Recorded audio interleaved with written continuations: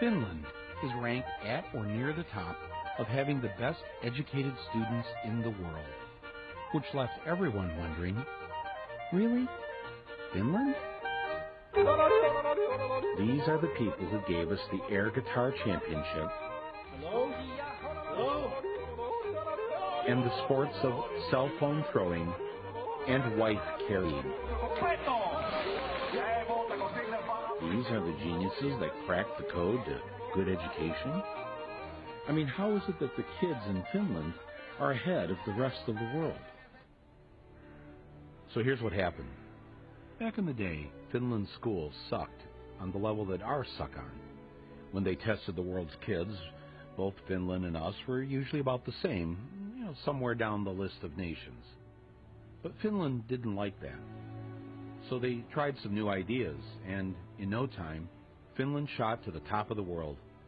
Their students were number one. How did they do that? That was the one question I wanted an answer to, and I went straight to see the enemy's Minister of Education. Before I could say anything, she blurted out their top secret. They do not have homework. Wait, so you reduce the homework you give them at school? Yes. They should have more time to be kids, to be youngsters, to enjoy the life. How many hours of homework did you get last night? About 10 minutes or something. 10 minutes of homework? Yeah. Maybe 15 minutes or 20 minutes. 20 minutes, but that's 20 minutes. Yeah. Well, if I would have done the homework, I think it would be like 10 minutes tops. Usually I don't really do homework that much. The whole term homework is kind of obsolete, I think. In that way that... Your homework is obsolete. Yeah. In that way that these kids, they have a lot other things to do after school. Like what? Like being together, like being with a family, like doing sports, like playing music, like reading. So they have no homework. What if all they want to do is climb a tree? They could climb a tree. Yeah, they can climb a tree, then they learn how to climb a tree. But they'll end up, while climbing the tree, probably finding out about different insects, and they can come to the school next day tell me about what they found.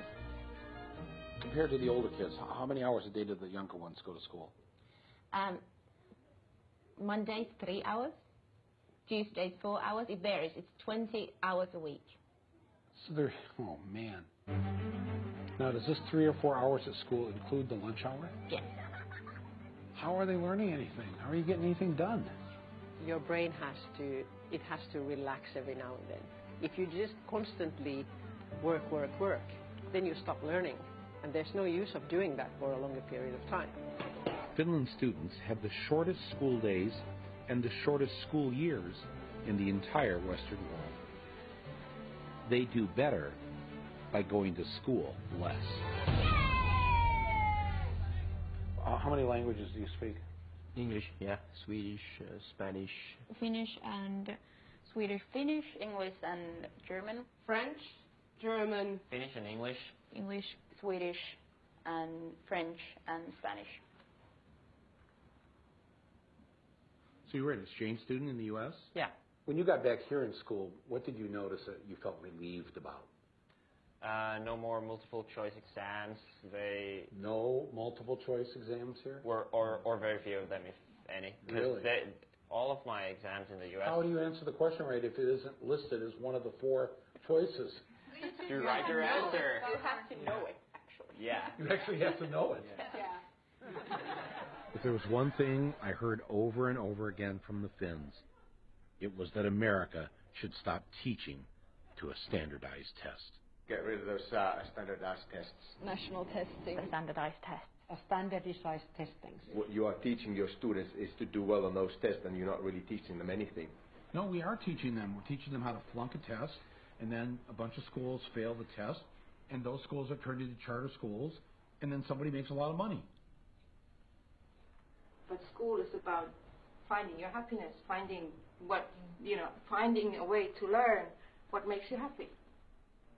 They figure now about 1/3 of the school time the students are in school is spent preparing for the standardized test. And so they've eliminated a lot of things that aren't on the test. So music is gone, art is gone, poetry is gone. Yeah, in many schools. Civics isn't even on the test. So now schools are dropping Really? civics. Yes. Civics, American civics. Okay.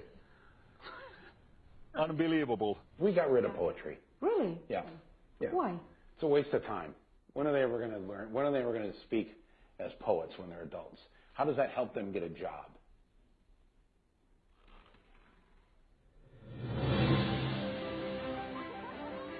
We try to teach them everything that they need so that they could actually use their brain as well as they can, including PE, including arts, including music, anything that can actually make brain work better. The children need to be baking, they should be singing, they should be doing art and going on nature walks and doing all these things, because there's this very short time that they're allowed to be children.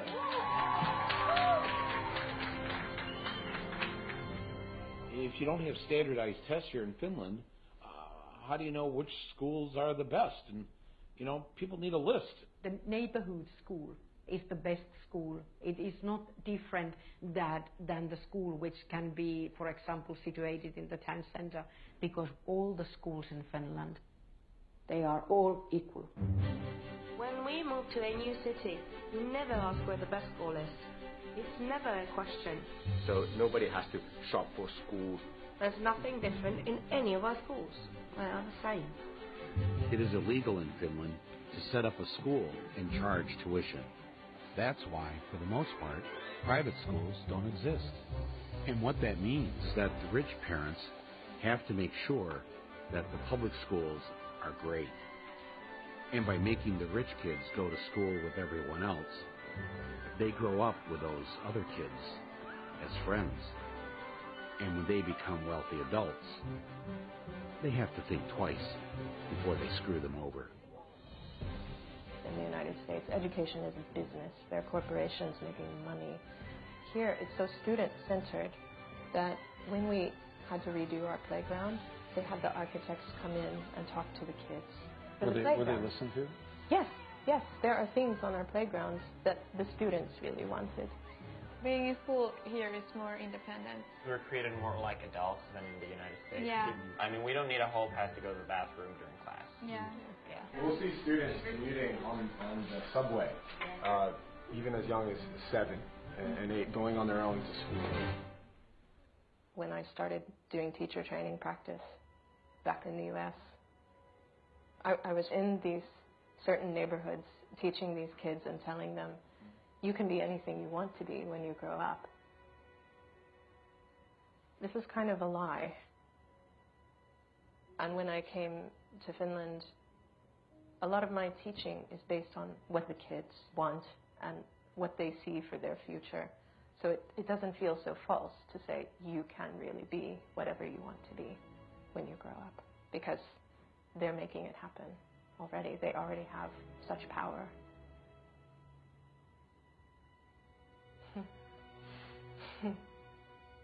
That's upsetting to think about that, that our kids don't have that. That's really beautiful. It's not that we have figured out something that nobody else has done in education. That's wrong. Many of these things that have made Finland perform well in education are initially American ideas. We try to teach them to think for themselves and to be critical to what they're learning. We try to teach them to be happy person, to respect others and respect yourself. You're concerned with their happiness. Oh yeah. What the hell do you teach? I teach math. So the math teacher says the first thing out of your mouth of what you wanted these students to get out of school was to be happy, to have a happy life. Yeah. And you're the math teacher. Yeah. When do they have their time to play and socialize with their friends and grow as human beings? Because there's so much more life around than just school. You want them to play? I want children to play. And that was the principle.